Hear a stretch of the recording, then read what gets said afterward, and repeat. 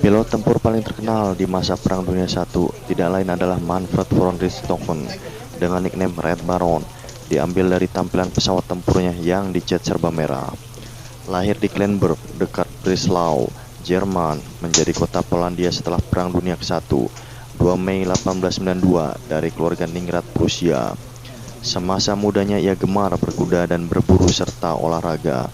Saat berusia 9 tahun, keluarganya pindah ke Schweidnitz, di mana di kelasnya von Richthofen sangat menonjol, meraih sejumlah penghargaan. Bersama saudara laki-lakinya Lothar, di kemudian hari juga jadi ace dengan 40 victory dan Bolko. Manfred gemar berburu babi hutan, rusa, burung, dan kijang. Kegemaran berburu inilah rupanya yang menjadikan dirinya mahir menembak jatuh pesawat musuh di kemudian hari. Dalam usia 11 tahun, von Richthofen sudah mengikuti pendidikan kadet militer. Begitu selesai pendidikan pada tahun 1911, bergabung dengan Uhlans Regimen Kaisar Alexander des III von Russland No. 1, Uhlans Regimen Emperor Alexander III of Prussia First Regiment, West Prussia Uhlans Regiment No. 1, sebuah unit kavaleri dan ditempatkan di Resimen 3 Eskadron. Sewaktu Perang Dunia I pecah, von Richthofen sudah menjadi perwira kavaleri di front timur dan barat. Kecewa karena jarang dilibatkan dalam pertempuran, dia mengajukan diri pindah ke Luftstreitkraft Aerial Combat Force, yakni Imperial German Army Air Force, cikal bakal dari Luftwaffe, Angkatan Udara Jerman. Pengajuan pindah itu dikabulkan. Von Richthofen bergabung di tempat barunya Mei 1915. Tugas awal di bulan Juni sampai Agustus dalam Fliegerabteilung 69 No. 69 Flying Squadron adalah sebagai observer pengintai dalam misi pengintaian di front timur. Saat ditugaskan ke front Champagne, Richthofen dengan mesinnya berhasil menembak jatuh pesawat Farman Prancis, tetapi tidak dihitung sebagai skor karena pesawatnya jatuh di wilayah sekutu. Manfred von Richthofen setelah itu mengikuti pendidikan penerbang di bulan Oktober 1915. Bulan Maret 1916, dia bergabung dengan Kampfgeschwader II, nomor 2 Bomber Geschwader, menerbangkan pesawat kursi ganda Albatros C-3. 26 April 1916, di atas Verdun, Richthofen menembak sebuah pesawat Nieuport Prancis yang kemudian jatuh di Fort-de-Mont. Keberhasilan ini pun tidak dihitung sebagai skor. Pada masa itu, Richthofen sudah mulai menerbangkan pesawat kursi tunggal Fokker Endeavour.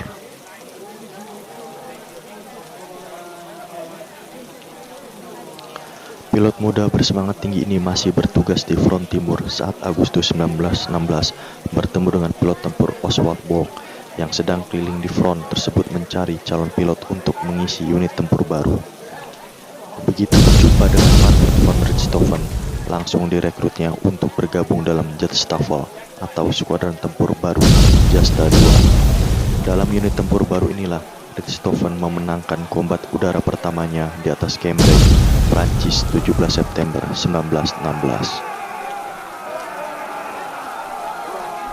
Begitu gembiranya pilot tempur muda ini sehingga untuk mengenang skor kemenangan pertamanya, ia memesan cangkir perak yang diukirkan tanggal pertempuran dan jenis pesawat musuh. Benda itu dipesannya kepada seorang kawan pemilik toko perhiasan di Berlin.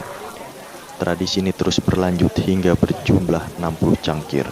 Sesudah itu tidak dapat dibuat lagi sebab pengiriman bahan bakunya diblokade masuk Jerman.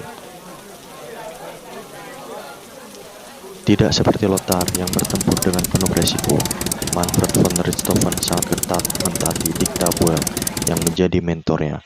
Dia ingin memperoleh hasil besar, baik untuk dirinya maupun bagi skuadronnya.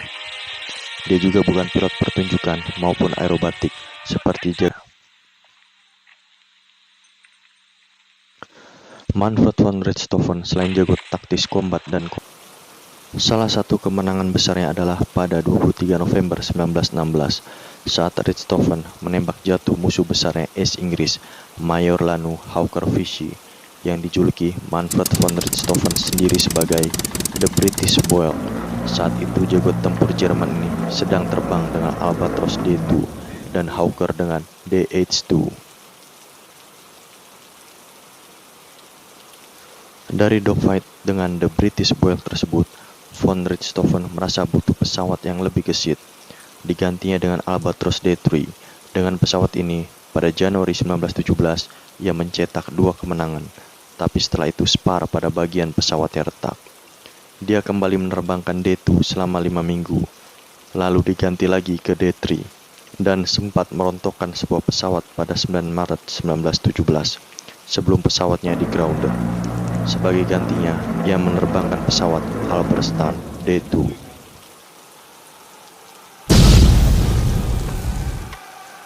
April 1917, Manfred von Richthofen kembali dalam kokpit Albatros D3, menembak jatuh 22 pesawat musuh sebelum ganti ke Albatros D5 akhir Juni. Setelah pulih dari luka di kepalanya bulan Oktober, begitu melihat pesawat baru rancangan Anthony Fokker DR-1 triplane, Richthofen langsung menyukai pesawat bersayap 3 tersebut. Meski namanya dilekatkan dengan pesawat triplane Fokker DR-1 yang dicat serba merah menyala hingga menginspirasikan nickname The Red Baron dan mengharumkan reputasinya, tapi dari 80 kill hanya 20 diantaranya berkat triplane Fokker, pesawat yang sangat disukainya.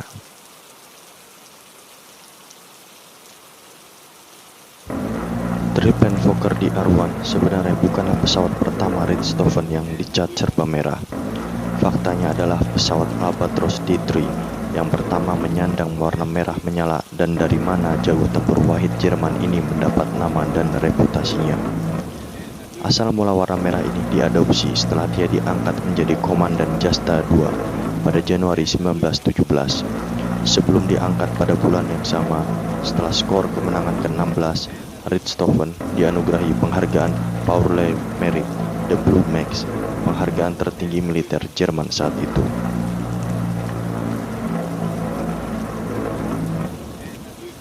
Untuk memudahkan mengenal kawan dalam pertempuran udara, pesawat Jasta II diberi warna merah, tapi hanya pesawat Manfred von Richthofen seluruhnya dicat merah.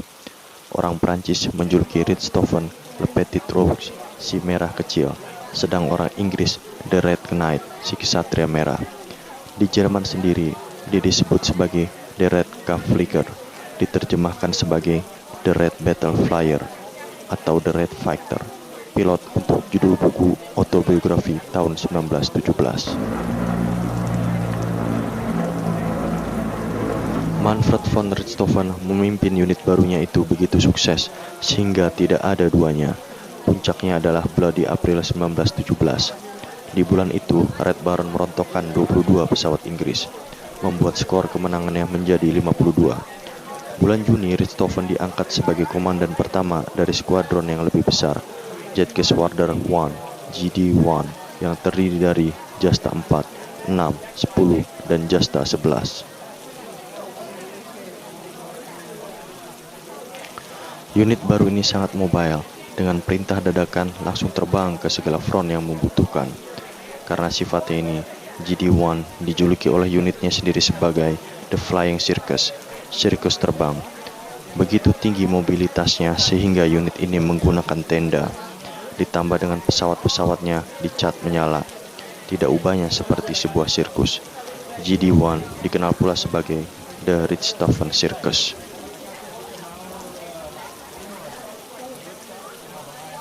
Dalam kombat udara 6 Juli 1917 dengan formasi pesawat tempur kursi ganda FE Secondary Number 20, Squadron RFC Royal Flying Corps, Richthofen terluka berat pada kepalanya hingga ia terpaksa mendarat dekat Wervik dan tidak bisa terbang untuk beberapa minggu.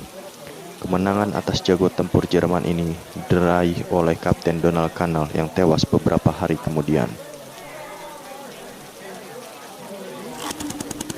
Saat dirawat di rumah sakit, Manfred von Richthofen dibantu seorang ghostwriter menulis autobiografi The Red Kampflieger, Autobiografinya diterjemahkan oleh J. Ellis Barker dan diterbitkan pada tahun 1918 dengan judul The Red Battle Flyer. Pada saat itu, von Richthofen sudah menjadi legenda sehingga apabila dia tewas, dikhawatirkan akan menurunkan moral orang Jerman.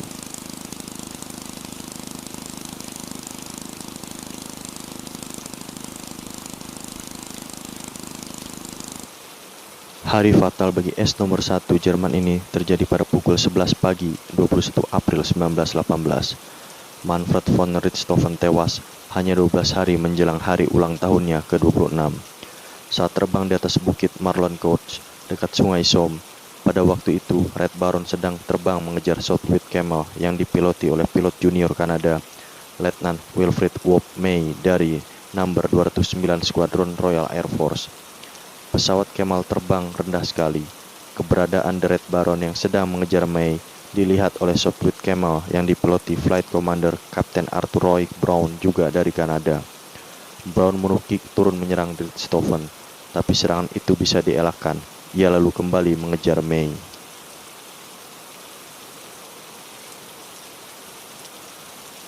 Pada pengejaran May itulah diperkirakan sebuah peluru melukai hati dan paru-paru Manfred von Richthofen dan mempercepat kematian sang jago tempur Jerman itu. Pada detik-detik akhir hidupnya, The Red Baron masih mampu mendaratkan pesawat di suatu ladang dekat Jalan Bray Corby, sebelah utara dari desa Vauxhall-Somme, sektor yang dikontrol Australian Imperial Force atau AIF.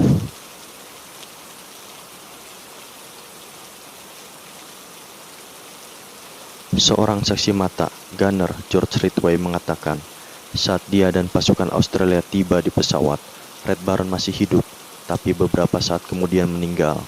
Saksi mata lainnya, Sersan Ted Smout dari Australian Medical Corps, mengutip kata akhir yang keluar dari mulut von Richthofen, mengatakan kata kaput atau habis, sebelum Red Baron menutup mata untuk selama-lamanya.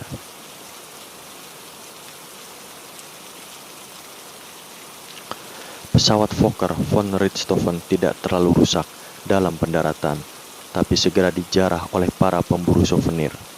Mesin pesawatnya disumbangkan kepada Imperial War Museum London dan sampai sekarang masih dipamerkan. Sementara The Royal Canadian Imperial Military Institute di Toronto, Ontario, Kanada, memiliki kursi yang diduduki Red Baron saat meninggal. Institusi ini juga memamerkan salah satu side panel pesawat yang ditandatangani para pilot dari Squadron Brown. Tongkat kemudi pesawat Red Baron dapat dijumpai di Australian War Memorial, Canberra.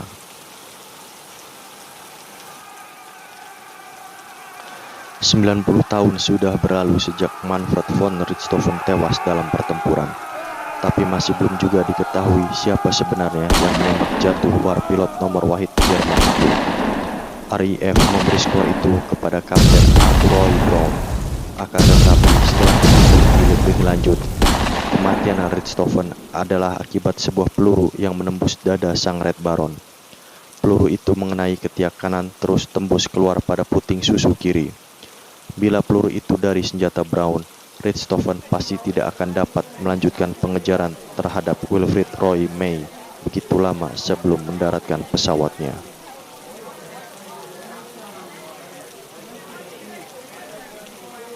Brown tidak pernah bicara banyak tentang peristiwa hari itu, hanya mengatakan tidak ada gunanya mengomentari, sebab buktinya sudah ada di sana.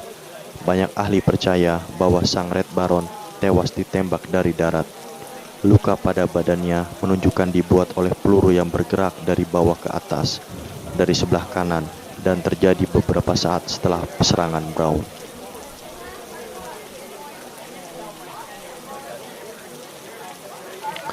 Banyak sumber termasuk tulisan Dr. Geoffrey Miller, merangkap sejarawan military medicine, juga dokumen US Public Broadcasting Service tahun 2003 menyebutkan Sersan Cedric Popkin sebagai orang yang paling bertanggung jawab atas kematian Richthofen.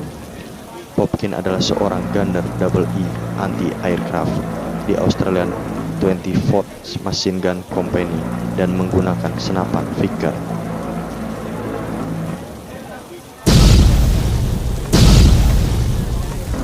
Dia menembak 2 kali saat Red Baron sedang menuju ke posisinya dan menembak lagi dari sisi kanan.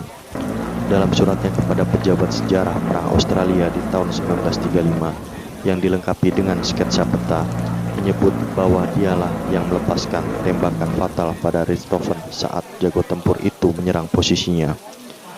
Diperkirakan tembakan itu bukanlah yang mematikan sang Baron. Kemungkinan besar adalah tembakan kedua dari kanan.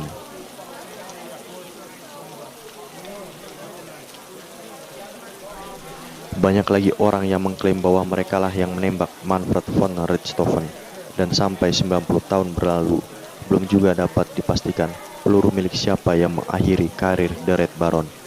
Bisa jadi luka serius di kepala akibat terkena peluru mempengaruhi pikiran Richthofen, hingga mengantarkan dirinya ke hari fatal itu. Richthofen lalai dan lupa akan nasihat Bolk, hindari terbang terlalu rendah. Tapi itulah yang dilakukannya saat mengejar pesawat Sopwith Camel Wilfried May.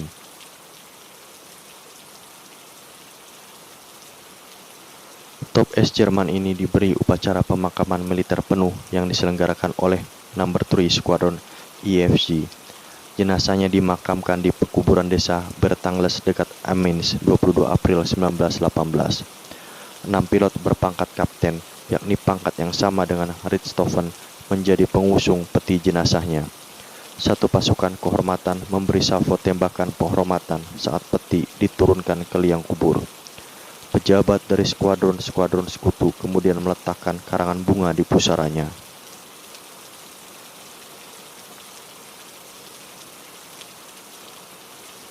Tahun 1925, adik terkecil Manfred von Richthofen, Bolko, memindahkan jasad The Red Baron ke kampung halamannya. Rencananya akan dimakamkan di Taman Pemakaman Schweidnitz bersebelahan dengan ayahnya meninggal tahun 1920 dan adiknya Lothar yang tewas dalam kecelakaan pesawat tahun 1922. Tapi penguasa militer Jerman minta agar jasad The Red Baron dimakamkan di pemakaman Invalidenfriedhof di Berlin, tempat para pahlawan dan pemimpin Jerman dikebumikan. Keluarganya setuju, tapi pada tahun 1975 makamnya digali kembali dan jasadnya dipindahkan ke tempat peristirahatan abadinya, pemakaman keluarga Südfriedhof di Wiesbaden.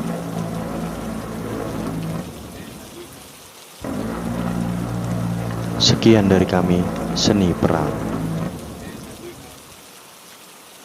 Bila Anda senang dengan video ini, bisa diklik like dan subscribe. Bila Anda rasa video ini bermanfaat, bisa di-share dan komen di kolom komentar. Mohon maaf bila ada kekurangan dan kesalahan. Sampai jumpa di video-video selanjutnya.